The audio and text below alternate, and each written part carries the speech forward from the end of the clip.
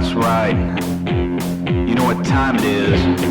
It's time for the Sugar Creek Forest Build-Along 2012.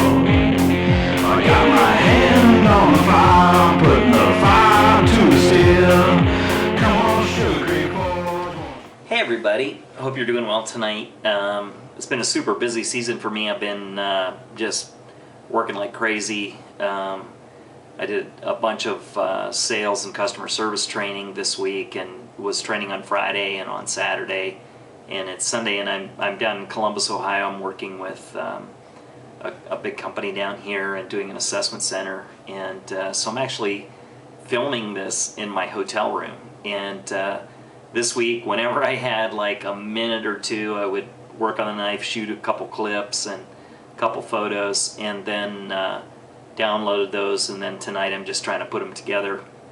So this build has been so much fun. I want to thank everyone who's participating, and I just want to make sure I don't drop the ball on my part, that I keep the videos coming for you as quickly as possible.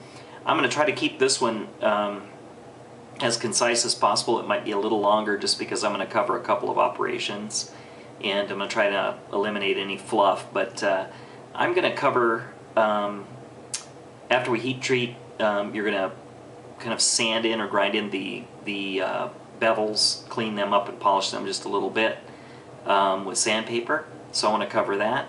And then also how to attach your handle scales. I'm going to show you the way that I recommend that you do it. And man, my knife is starting to look like a knife. So anyway, without further ado, let's jump right in, and let's work on our blades and then attach our handles.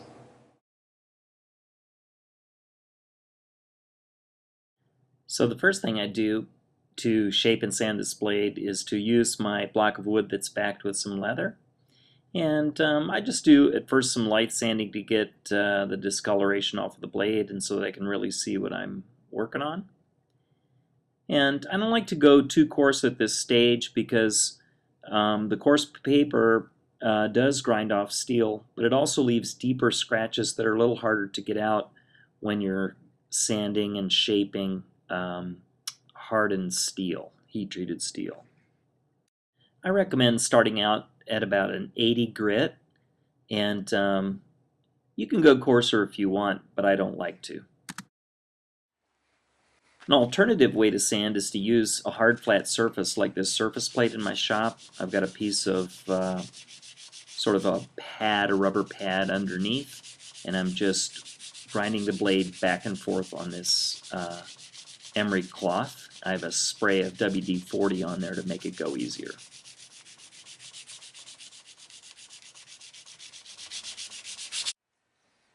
You can also use a file like this to back up your sandpaper. It's very flat and hard, and the teeth do grip the paper well. I'm sort of convexing this blade, so I'm going flat and then coming back over it and putting a little bit of a convex into it.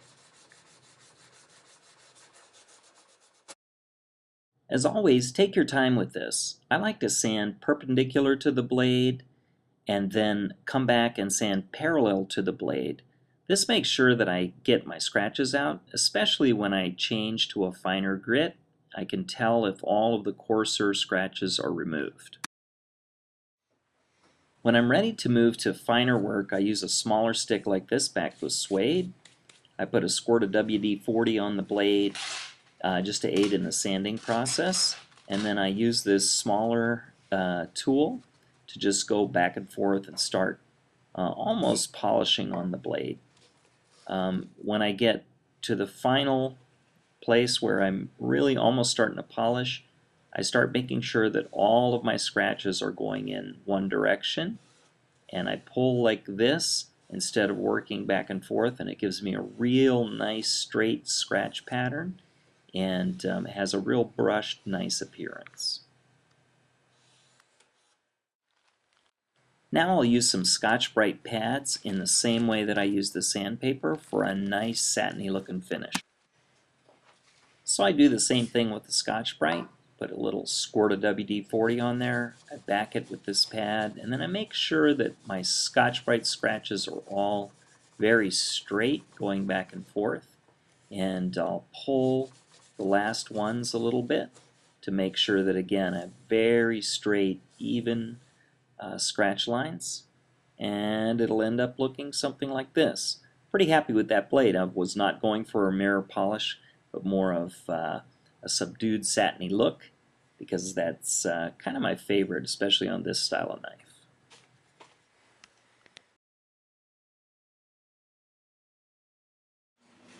Now I'm going to mix up some epoxy, put it on the scale, and clamp it onto the knife. You want to make sure your scales are nice and flat, and at the end that's closest to the guard or the blade is shaped the way that you want it. It'll be very difficult to do it later. So I'm gluing this scale on. I'm going to show you how I did it. This piece of scale material was too short, and so I redid it, but forgot to take video of it. So I'm just going to show you here. I spread it on there, and then just using some very simple, inexpensive clamps, I'm clamping it in 2 places, and then just checking carefully to make sure that I have enough glue in the joints and that the blade is straight with the handle slab. Just a couple quick reminders. Make sure that your handle scales are completely flat, and the way that you can do that is you can take a piece of sandpaper and lay it down on something hard and flat, and then just take your handle scale and put it down, and then holding your fingers evenly you can just go straight back and forth like that. I hope you can see that. You know, this is the joys of doing this in a hotel room. But just go back and forth, not overdoing it, not pressing down too hard, and then once you do that it's going to be nice and flat. Another thing to remember, if this is your knife, this part of the scales right here, once this is glued on, this is going to be very difficult to finish the top of that scale there. And so you want to do that, you want to either sand that carefully, or if you're going to bevel that, you want to bevel that before you glue the scales on, because once you glue them on it's very difficult to do that once it's on the knife without scratching the blade up or wrecking the scales. So on my knife, those are going to be fairly square and blocky. It's kind of old school looking, and I'll round it off so that it's comfortable to hold, and it's going to be just fine. After your epoxy is dry, just secure the knife into your clamp like this, and you're ready to drill. So I'll drill through, going straight down through the wood, first with the 1/4 inch drill, to make sure that the hole for the lanyard is nice and clear. Once I've gone all the way through, I can see a different color wood, I'm done drilling it. Now I just repeat this same process on the 1/8 inch holes for the handle pins.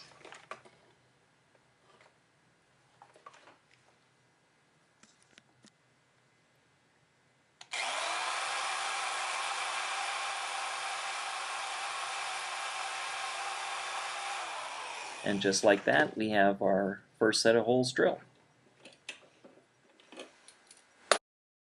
Then glue your second handle slab on the same way that you did the first one. Just check to make sure that everything is even and let it dry nice and firm. After the epoxy is set up, you just drill through the holes that you have drilled first before you glue the scale on. You go down through those carefully so that you don't enlarge the holes. After drilling through them, you're going to be ready to glue up your handle pins.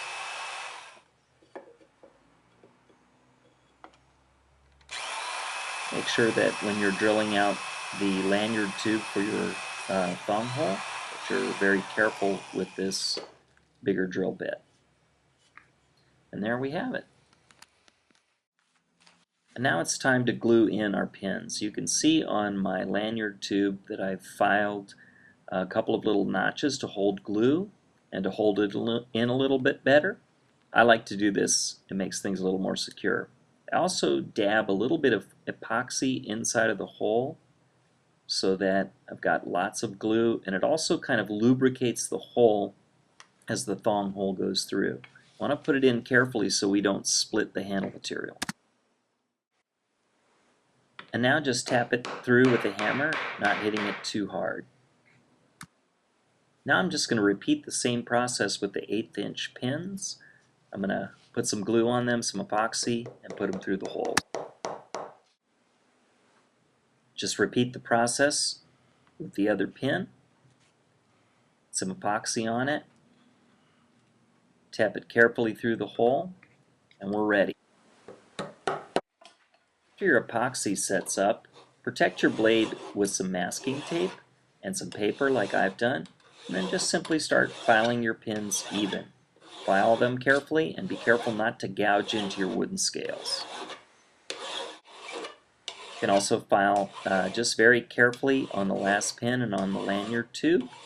Just again, take your time, don't overdo it, don't rush.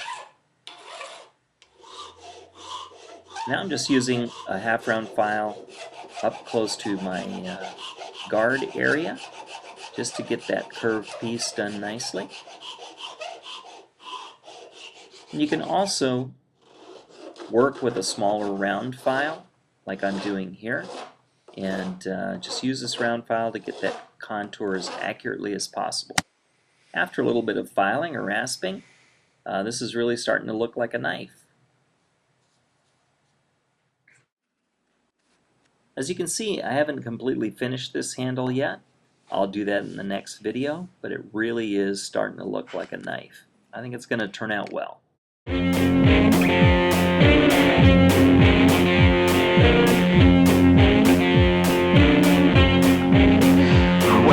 come on, the song is sung.